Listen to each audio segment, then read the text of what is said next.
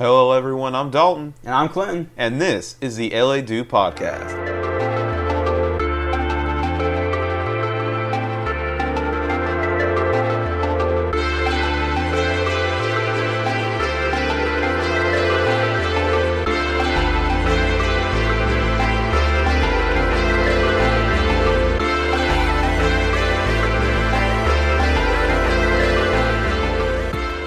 Hello, everyone, and welcome to the LA Do Podcast, where we talk about anything from comics to video games to movies and everything in between. And proving that, today we're talking about music. Dalton is absent today. He just doesn't know about this topic as much as we do. Joining us today is our friend Ethan. How are you doing today, Ethan? I'm doing fantastic. How are you today, sir? I'm doing pretty good. Since, we started back on the podcast, there's been a little bit of changes. We're going to do a little bit more music episodes, I hope. I think, it's something that we can talk about a lot. We do a lot of searching of music, different genres when it comes to rap, music, with rock, heavy metal. We talk about all that stuff, and we listen to all of it. So hopefully we'll be doing that more often. And also, if you hear any noises in the background, we have a dog in our recording room now. It's my dog I've had for about 5 years now. His name's Ramses, after the UNC Chapel Hill mascot. If you hear anything behind us, shut up, Ethan. That's him, so I apologize. But today, we're going to be talking about our favorite Avenged Sevenfold albums, ranking them from 7th to 1st.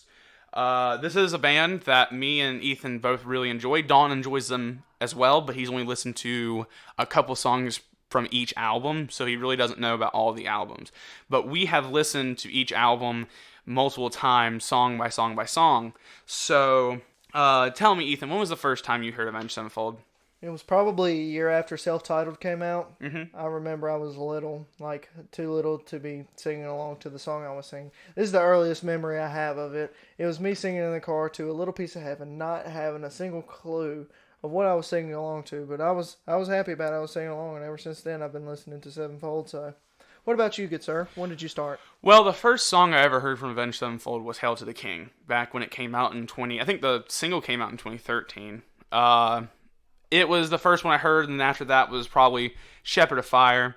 And then I think when we started doing chorus in school, you and I started talking about music, and we started doing, we had assignments, we would do stuff together. We did So Far Away, and we did So Far Away with your brother, Alex. Dalton wasn't able to be a part of that. He was with someone else. But we did So Far Away in the class, and it brought me closer to the band. And so that was probably the third song. And then I started listening to a little more. I listened to Nightmare. I listened to Afterlife. I listened to Backcountry, all that stuff. I remember hearing Backcountry way before even Hail to the King, but I didn't think about it being Avenged Sevenfold. So all those different songs, but probably 2013 was when I heard it the first time. When Hail to the King, the album, came out. But a lot has changed since the first time we have listened to the albums, or just the songs in general. We've had new band members that passed away. A lot has went on with this band, and they've changed styles throughout the years that they have been around. One of the biggest things that happened to this band, obviously, was the death of the Rev, which happened in 2009, very end of 2009, the day before my birthday, actually, December 28th, 2009, and changed the band completely, and they had to figure out what was the next step. Obviously, they were working on Nightmare at the time, and yeah, I think most of Nightmare was already done, besides, maybe the recording process of all of it, but I think that maybe it changed a little bit after he passed. Obviously, So Far Away and Fiction would have never happened without the passing of the Rev. Two great songs. Sadly, they had to happen after the passing of the Rev. But I don't think songs like Tonight the World Dies or Victim, they might have, but maybe. I don't think it would have had the weight behind it as it does now. Yeah. But I think songs like those two, that and maybe God Hates Us, there might have been a little bit more behind that. Maybe, yeah. But their style has changed throughout the years. I mean, we look at stuff from Sounding the Seventh Trumpet. A lot more of that I don't really know how to describe it. It was like punk metal type-esque. And we look at the most recent album when this was recorded, The Stage, and yes, there are some heavy rock in it, but it was more of a concept album, and it was more progressive metal-esque. So they changed entirely through the years, and maybe for the better, maybe for the worse. It just depends on what your opinion is. For me, I think they are improving album to album to album. Does that mean that The Stage is my favorite album? No, that does not mean that. But it's not my least favorite. We're waiting on that next one. It's been 4 years. It's been 4 years. Yeah, we're waiting for that. But actually, let's talk about this episode today. Before we even get into it, we recorded an episode for this. It was the ranking of the albums about a month or two ago. It was actually supposed to be released the first week of the podcast release. And we just didn't, I don't think we appreciated how we talked about the albums. And we wanted to re-record it. And so I feel that we have our list now, and we have the list that we truly feel that this is how we feel, and what songs we like and what songs we dislike. So we're just going to jump right in, and we're just going to get into it. Starting with our number 7 album, our least favorite album, but all these albums for the most part are pretty good. Ethan, what is your 7? Waking the Fallen. Okay. I like Unholy Confessions. There's a couple of good songs in there. I Won't See You Tonight Part 1's pretty good, but the vocals are subpar. It's not good technique, and that resulted in the surgery that he ended up having to go through and all that.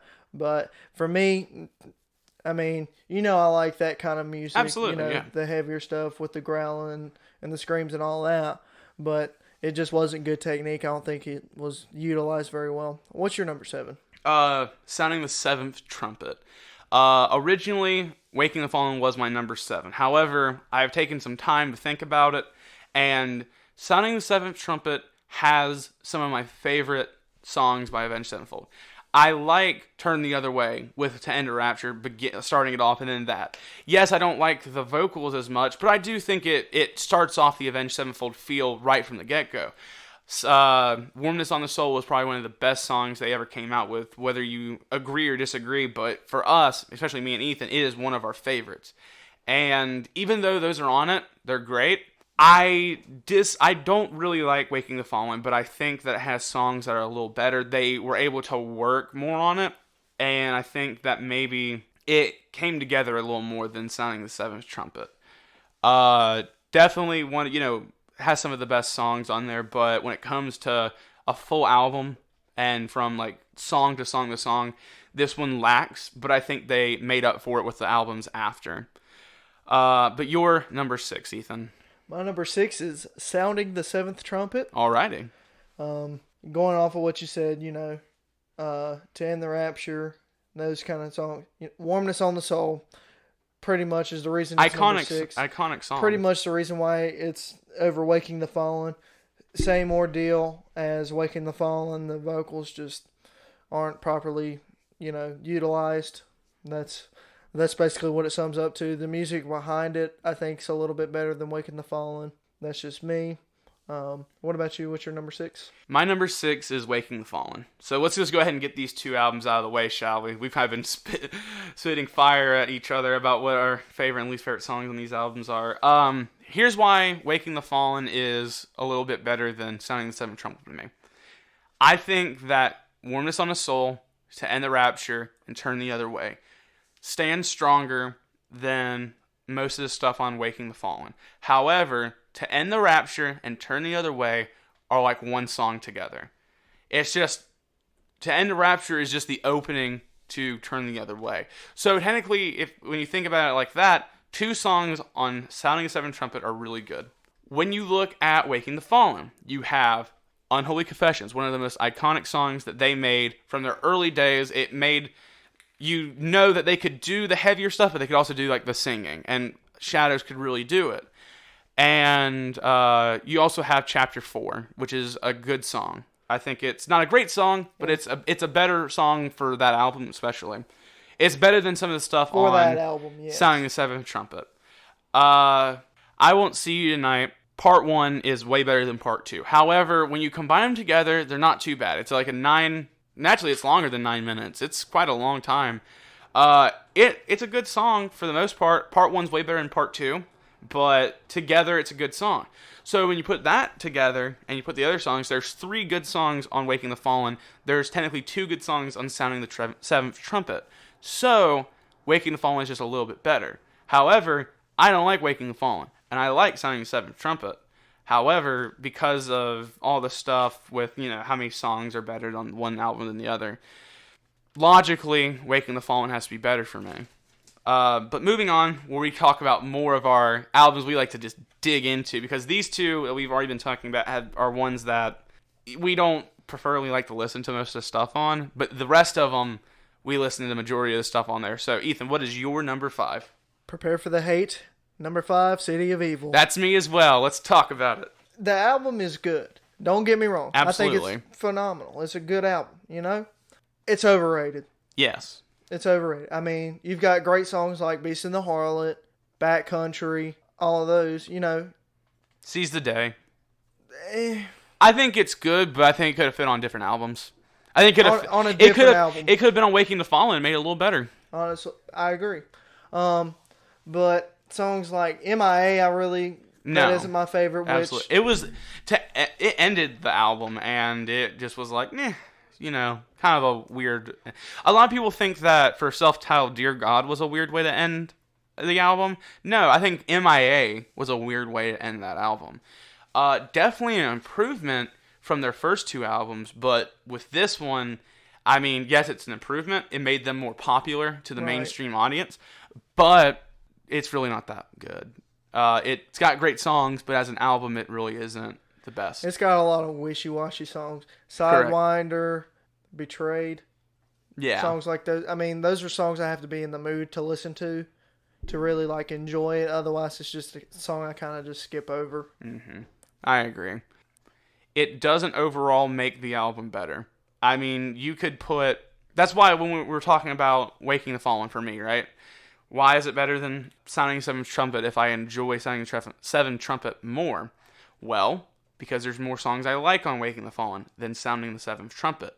With City of Evil, it's got some great songs, but overall, it's a throwaway album.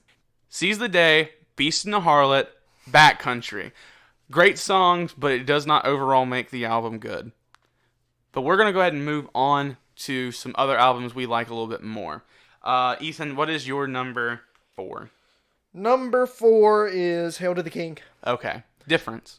There's some really good songs. Hail to the King and Shepherd of Fire are amazing songs, but they are overplayed like you wouldn't believe. I agree. Doing Time is just like Sidewinder and Betrayed, something that I have to be in the mood to listen to. This Means War is not for everyone. I personally like it. Other people in this room might disagree.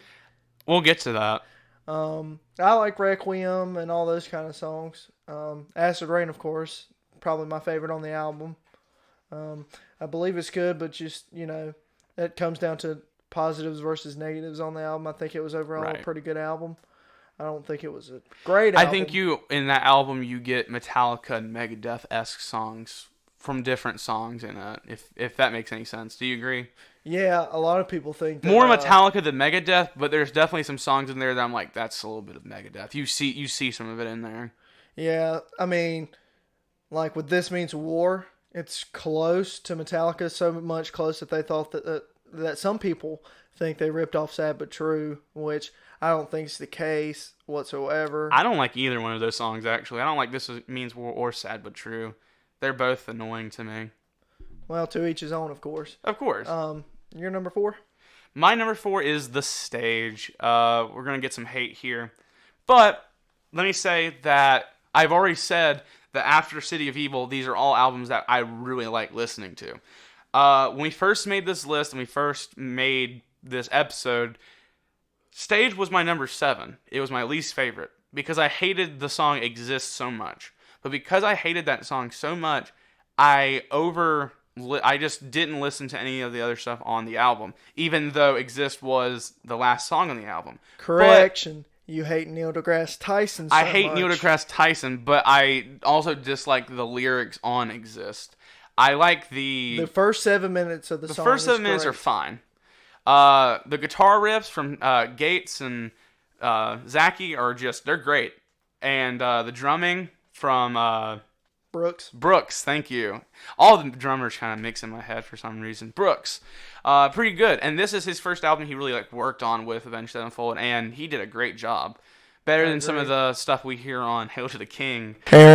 But the Stage overall is a good album, which is why I changed it to number 4. It went from 7 to number 4 on my list. Because before I watched the music video for the song The Stage, I didn't really understand the song. When I watched the music video, I realized how much of a meaning it had to it. And a meaning that I agreed with. I love the idea of this concept album of just the world and life is a simulation. I think it's really cool. Do I believe that that's how it actually is? Not really, but at the same time, I think that the idea of it was really cool. And it made you, for that hour that you were listening to it, it was like, man, this is really cool. This is a cool concept and idea. But the Stage itself, the song, has meanings to it that are a little bit different than just the world's a simulation. It's also trying to show how much bad the world has had, right? So you look at some of the stuff where it goes through time period of each part of life. The music video. And the music video, yes. But it goes along with the song. The music video just shows the beginning of time and how, a lot of evil and murder starts. And then you show the bad and how people enjoy it. And that's a meaning that I'm like, yeah, this is wrong. And it spoke to me. When I listened to the song the first time, it really didn't speak to me until I watched the music video. Then I listened to the music after. I'm like, yes, I see, he wants people to wake up. Just wake up. And then at the end, you see all the politicians and world leaders, controlling everyone. And then death controlling controlling everyone else. And I think that had a strong meaning to it. And that's why I really enjoy that song now. Angels is probably one of my favorite songs in the album. I think it's a great song. It's got, it's a little slower than all the other songs, but I think that it holds up to the rest of the album. Roman Sky is pretty good. I think that's a pretty good song. But overall, The Stage is a good album. Some of the songs are throwaway songs, but that doesn't mean the whole album's bad. I think that there's songs like Creating God or Simulation that they're good, but I'd rather listen to Angels or The Stage over them. But it has to be my number 4 and not my number 3 because I really don't like Exist. And I know that I have an unpopular opinion, but I think I've come so far to enjoy this album already that I think I deserve a little bit of credit in my own personal opinion that I've overlooked that and enjoyed the rest of the album rather than the one song I dislike. But going ahead and moving on, because I know what your number 3 is. Let's go ahead and talk about it. What is your number 3, Ethan? My number 3 is The Stage. Exactly. So let's talk about it. My opinion differs a little bit from yours, obviously, other than the ranking.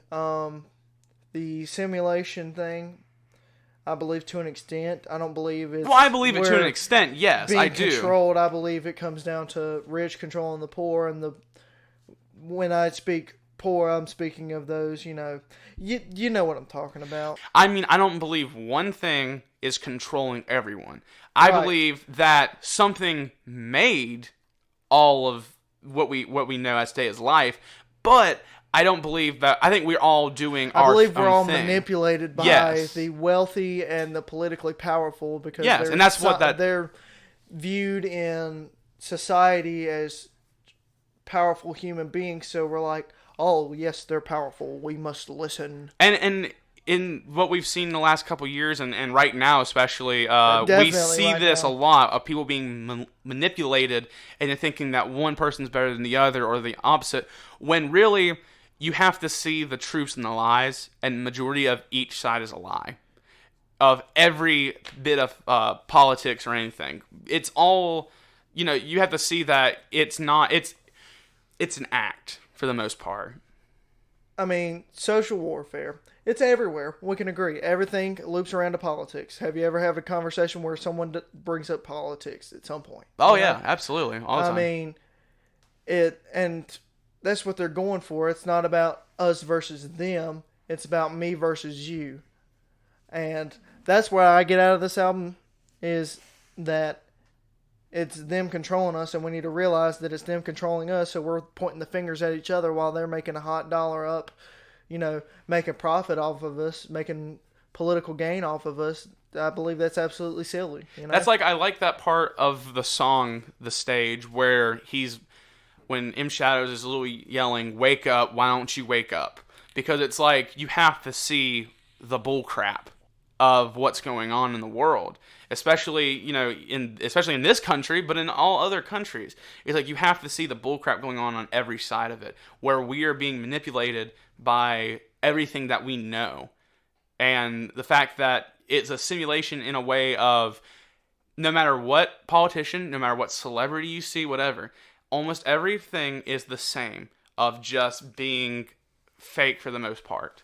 And fake and negative. That's and mostly not even just fake and negative, the fact of they're wanting you to believe that you can relate to them, but when you're working 9 to 5s, making that extra buck, while they have to just sit there and make millions, lying to you and making money just to lie to you. And I'm not referring to one politician, so do not think that. I'm All referring of them to as a every whole. single politician. Correct.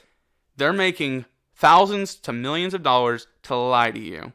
This saying, and to divide wake the up, country. to say wake up, it's meaningful. Right. And so that's why I think this album, I have changed my opinion on the album. I think, especially now, I can say that this has a bigger meaning than when I listened to it the first time. And especially with the stage, and I know we're talking about this song a lot, but it really shapes the album. I think the song as a whole, it makes the song is the theme the of the tone. entire It album. sets the tone.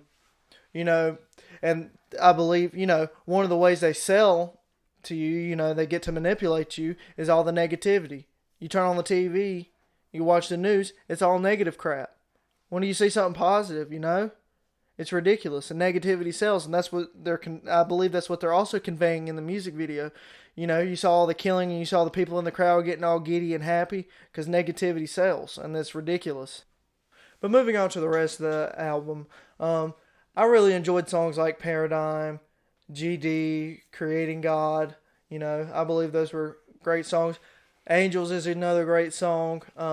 There were a couple of songs that I really didn't like. Sunny Disposition. Yeah, I agree with that one. That's a favorite by many that I just don't agree with. It's supposed to have a Little Piece of Heaven-esque vibe, and I just didn't get the vibe. You can't recreate that song, or even try to even get close to the theme of it. I also really enjoyed Pass the Gravy.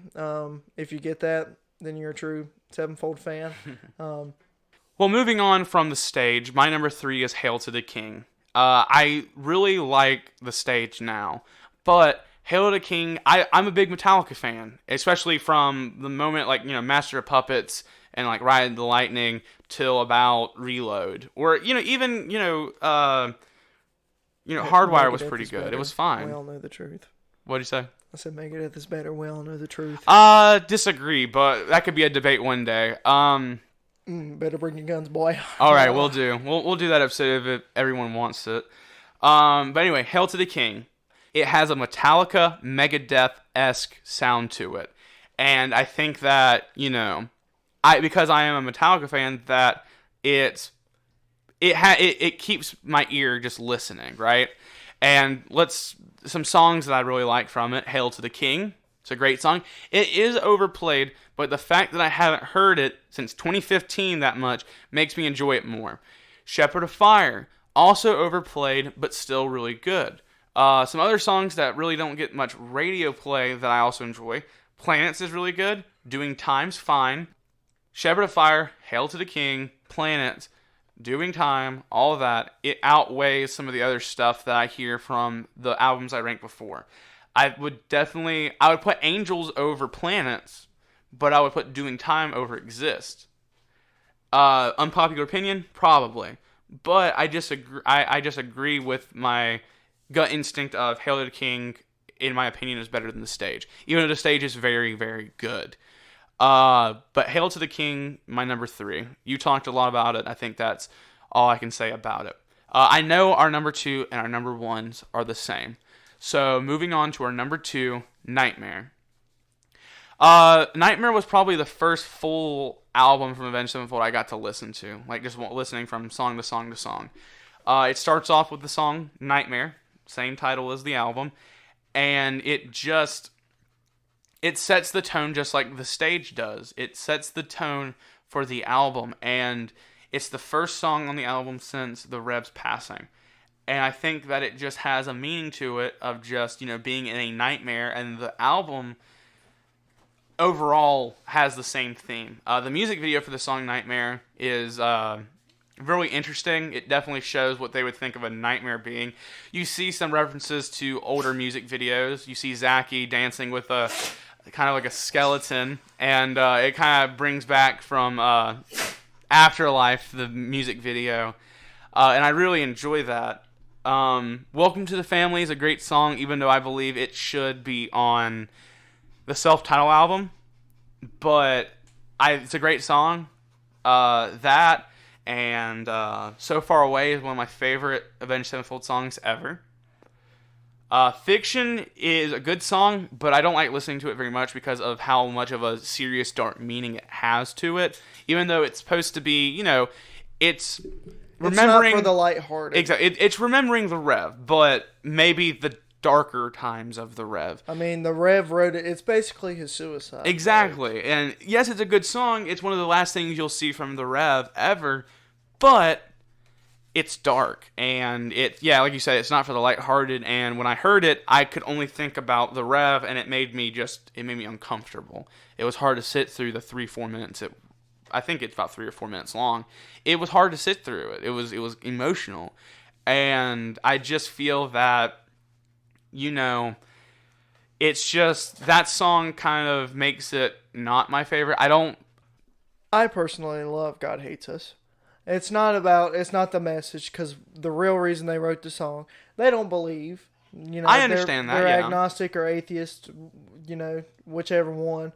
But they did it to piss off, those uptight Christians, Yes. They get offended by every little thing. And it's a great song. I love jamming to I mean, it. I think it's fine. I'm not saying it's a bad song. It's kind of like how I was talking about with Simulation and Creating God. They're good songs, don't get me wrong, but it's ones that I could skip over. There are songs from our number one that I could skip over. I can name a couple the moment we start talking about it. Oh, yes. But I just feel that this is a strong number two, but it can't compare to our number one. But what is your opinions for the most part on Nightmare? Pretty much what you said. I mean, they've some great songs to jam to, Buried Alive, that's one of my favorites. Welcome to the Family. I personally like Danger Line. I know you don't like it. I do like Danger Line. Much. Dalton is not a fan of Danger Line. Okay. I wouldn't put Danger Line over Welcome to the Family. Natural Born Killer. I like Natural Born Killer, and that's. I like that one. Okay. It's not okay. I'd prefer Danger Line over Natural Born Killer, though. Okay. It's also got some slow songs. If you're in the mood for a nice slow song, it's got a good selection of those. Whatever you're feeling, it's got. It's a good overall album for just about whatever. Same thing with Fiction. You got to be in a particular mood. You got to be prepared to listen to that song because of the absolute weight behind it. The first time I listened to it, I wasn't uncomfortable. I cried. Granted, I was a bit younger, but I still cried. If I would have listened to it yesterday, I probably would have cried too because it's a very emotional song. I think the last time I heard The Stage, I cried, actually. Because it really just hit me in, the feeling of, like we were saying, like with all the political meaning behind it and stuff like that, especially what's going on around today. I think I did cry the last time I heard The Stage, but you were saying. But, yeah, I mean, and to cap it off with Save Me, I believe that was a good way to end the album. I really enjoyed that song. I agree. And, yeah, number one. Number one, ladies and gentlemen, the final album of Avenged Sevenfold before the passing of the Rev, and that is self-titled Avenged Sevenfold, yes, also known as the White Album. What can we say about this album other than wow? It starts off with critical acclaim, which is a great song, a really good song with vocals of M. Shadows and the Rev, Jimmy Sullivan. That song has a strong meaning, and it's a jam song, and I really just think it's great. It starts off with, that piano or organ type sound, and then you got the guitar coming in, and then just mayhem after that. And I think that just starts this album off great. And then you get to the rest of the album with Afterlife and Almost Easy, ending off with Dear God, and has one of probably our favorites, A Little Piece of Heaven. Yeah, it's got a magnificent, lineup. There are a couple of songs. Unbound. Unbound is probably the least favorite on the track. That and Lost. Lost. And I mean, I like Brompton Cocktail, but at the same time, I can also pass it. But I'm not saying it's bad. I like Brompton Cocktail a little bit more than you do. I would definitely put it over The Wild Ride. Oh, yeah. It's not a wild For ride. me, when it comes down to, you're talking about, you badmouthed these songs, but, there were songs further down in the list that you really didn't badmouth. To me, it comes down to, goods outweighing the bads. And for me, I believe the goods completely overload the bads in this, and that's why it's number one. Because you have songs like Little Piece of Heaven That and everyone loves. Afterlife, which is a big, just like mainstream Avenged Sevenfold song. It outweighs the cheesiness of The Wild Ride. Exactly. There is one song, and I enjoy the song, but I think it would have fit perfectly in the spot of Welcome to the Family on Nightmare. I believe Scream. That's what yes. I believe Scream would have been perfect after Nightmare. Just how Nightmare ends with the fade out and the echo, and then it comes back up, and then flip right into the Scream. I think that would have been magnificent. Exactly.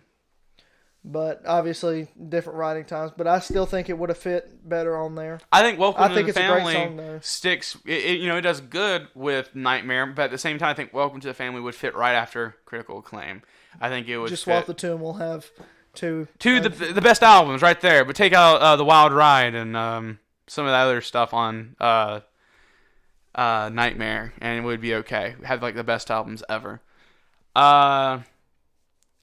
A lot of people disagree with the ending of Self-Titled being Dear God, but I think it was a nice way to end off the album. I enjoy the song very much, personally. Especially the last album with the Rev, and it ends with a really good note, really soft, happy note. It's really good. I think that it ends off well, and that it was a good send-off for the Rev. But yeah, I think that is the end of the ranking list. But for an extra, we're going to rank our top 10 Avenged Sevenfold songs. Are you ready, Ethan? I am ready. What we're going to do is we're going to quickly name off. Like, I'm going to say my number 10. He's going to say his number 10. 9, 8, 7, 6, 5, 4, 3, 2, 1. One after the other. And then we're going to talk about it after we named off the songs. Okay. So I'm going to begin, and then you tell me your number 10. You ready? Yes. My number 10 is Hail to the King. Beast and the Harlot. My number 9 is Nightmare. Buried Alive. My number 8 is Shepherd of Fire. Acid Rain. My number 7 is Almost Easy. Warmness on the Soul. Number 6, Beast and the Harlot. Victim. 5, Dear God. GD. 4, Welcome to the Family. So Far Away. 3, Afterlife. Afterlife. 2, So Far Away. Critical Acclaim. 1, A Little Piece of Heaven. Now, before anyone looks up A Little Piece of Heaven, it is not a very happy song. It is a very dark song about death, murder, necrophilia. It has a lot of dark meanings to it. However, it is a Halloween ballad that stands above every song they've ever made. It's a song where, yes, it's got a dark meaning behind it, but it's just one that you can't help but to jam along with it every time it comes on. If you want to listen to a song and you get really upset that this has a lot to do with death and really bad things, then don't listen to Ozzy Osbourne. Don't listen to Slayer. Don't listen to some of the stuff from Iron Maiden. Don't listen to Slipknot. And what you're getting at is a lot of people have... You have icons of rock who have made great songs, and you would say that they are like the best ones ever. But they have some dark songs. But you still love them. And Avenged Sevenfold has this one song, which they have other dark songs, but this song is probably the darker song, the darkest song they've ever made. But it was made for a Halloween EP that never came out, and they put it on Self-Titled. But it's a song that really just shows what they can do with everything they could do, with maybe including a guest female artist to doing each one of them having a little bit of a vocal part to it. It makes up for the dark meaning. And I think that it's a ballad that just keeps on giving every time you hear it. And you start noticing different parts of it every time you hear it. I agree wholeheartedly. But since we've already talked about number 1, let's go back to number 10. My number 10 was Hail to the King. I think even though it was overplayed for a reason. It had a good, it was a good song, had good instrumental to it. The drumming was a little off because it wasn't Brooks or the Rev. But Aaron. But it was a pretty good song overall. It gave me that Metallica feel. It was played a lot for a reason. Your number 10, what's your reasoning? Beast and the Harlot, plain and simple. It's a good jam, It's got a good, the biblical reference to Babylon.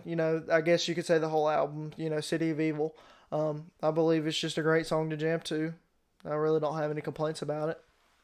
My number 9 was Nightmare. I think it started off the Nightmare album really well. It was definitely something they started off with the passing of the Rev that was just really just going to it of, we can still do this without Rev because we have the motive of continuing because that's what he would want us to do. And it continued the Avenged Sevenfold feel, and it continued after that album to just keep on going. And I think that's why it has to be my number 9 and on my top 10 because it was like the proving point of we can still go. Your number 9 and your reasoning. My number 9 is Buried Alive, and similar reason. I mean, it's not the first song on the album, but I think it's great. It starts off a little bit slower, and then it just smacks you in the mouth with the solo, and then it gets into that really gritty where you can't help but headbang to the whole time until your neck is in very much pain. Yeah. My number 8 was Shepherd of Fire. I believe the same way with Hail to the King. It was overplayed for a reason. It lacked with drums. Aaron. But I think it did more of just like a Metallica feel and all that of classic metal, but even more than Hail to the King did. I think that's the reason why it started off the album rather than Hail to the King did, because Nightmare started off Nightmare. Stage started off the stage, but Shepherd of Fire started Hail to the King because I felt like they didn't want to use a song that was good but not as good as Shepherd of Fire over that to start it off. Shepherd of Fire started the album for a reason, and I think that's why it's better than Hail to the King to me. Your number 8. Acid Rain. Okay. I know we've been picking on Aaron the whole time, but I believe his drumming really fit this, slower style. It's something that if you're not necessarily in the mood to headbang, you just kind of want to ride along and jam to. I believe that's a good song to go to. I constantly find myself jamming to it in the car. It's a great song. Another jamming song, number 7, Almost Easy from the self-titled album. Every member of Avenged Sevenfold had a vocal part of this. And I feel that made up for the rest of it. Even if you have The Wild Ride, that's not a good song. Almost Easy, it maybe not be the one that you would want to cover as a cover song, but it's one of those songs where you can jam out to it. They wanted it on Transformers the movie, the first one. It was on the soundtrack for Transformers 2, but each person had a vocal part of it, and it showed that everyone can sing in the band. They had other parts in other songs like Backcountry, but this showed the ability of them working together and harmonizing. Your number 7, Ethan.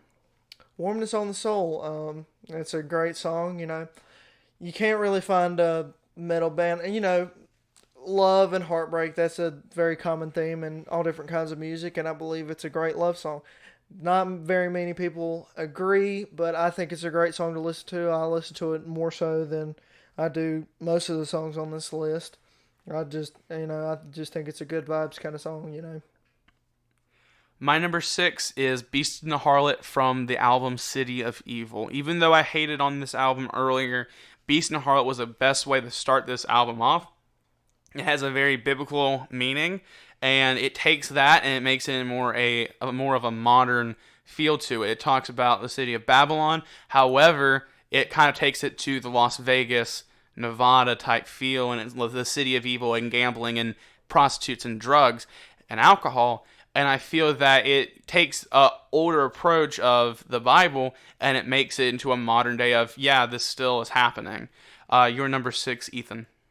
My number 6 is Victim.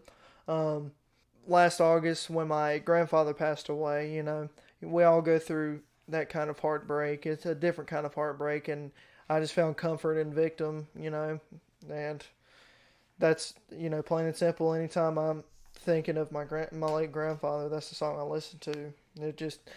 It helps you cope. That's what it was for me. It helped me cope through the passing of him, because that was the first family member that I really had to mourn, so, and that's why it's number 6 for me. Number 5 was Dear God from the self-titled, the last song on the album. I feel it just ended the album on a really good, soft note, and it was the best way to end the career of the Rev before his passing. It has a great meaning. I think about the meaning every day. I listen to that song almost every day. Sometimes just jamming along to it, sometimes just listening and hearing the meaning. It just shows a really soft part of each of their lives, and I think that it was a great way to end the self-titled album. Number 5 for me was GD.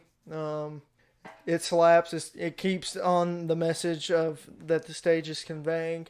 I believe, it's very jamming. It's something that you can really, if you just want to jam hardcore, that's going to be one of the first songs I put on anyway to do so. My number 4 was Welcome to the Family from Nightmare. Should be on self-titled, but it is on Nightmare right after the song Nightmare. Great song. I think that's probably the song that I think shows Avenged Sevenfold for being Avenged Sevenfold. It's got the harmonizing guitars, has the M Shadows high and low vocals, has some of the screaming in it, and it's pretty much welcoming you to the family. And I think that it has a great meaning. It has a great tone of, whether it be on self-titled, whether it be on Nightmare, it works either way. It's a good song. Number 4 for me is So Far Away. It's just a phenomenal song, in tribute to the Rev. I believe they executed it perfectly. You can really hear the emotion in his voice. It's just a great song, I don't know what else to say to that other than, what I've said. My number 3 was Afterlife from the self-titled album. It's one of their more mainstream albums, and it's one of their most mainstream songs. I believe that it just shows, it can be heavy, it can be a little fast-paced, it can be slow, it can have a meaning of the afterlife and not being ready for it yet. I think that the vocals are great, and having the Rev kind of have a little bit of that screamy at the end, or closer to the middle of the song, just works with it. I think it has a great meaning, and thinking about after the passing of Rev, I think that was pretty good. Not to mention the greatest Sinister Gates guitar solo. Yes! Thank you for not letting me forget that. Sinister Gates did phenomenal on this. And I also think at the very beginning, when Johnny does the bass, it just makes you like, oh, yes, I'm ready for this. My number 3 is the same thing. I would have to agree with everything you said. To keep it short, number 2. My number 2 is So Far Away. It has a good meaning. It was a tribute to the Rev, and I think that's the greatest thing they could have ever done, was continue and then do a tribute song. I think that it holds a special place in my heart. It used to be my number 1 because we did it together with your brother Alex, and also it has a good meaning with Dalton. He listens to it a lot as well, and I think that kind of bonds us all together. It's just a great song, and obviously, it's a good to remember the Rev. Your number 2, Ethan.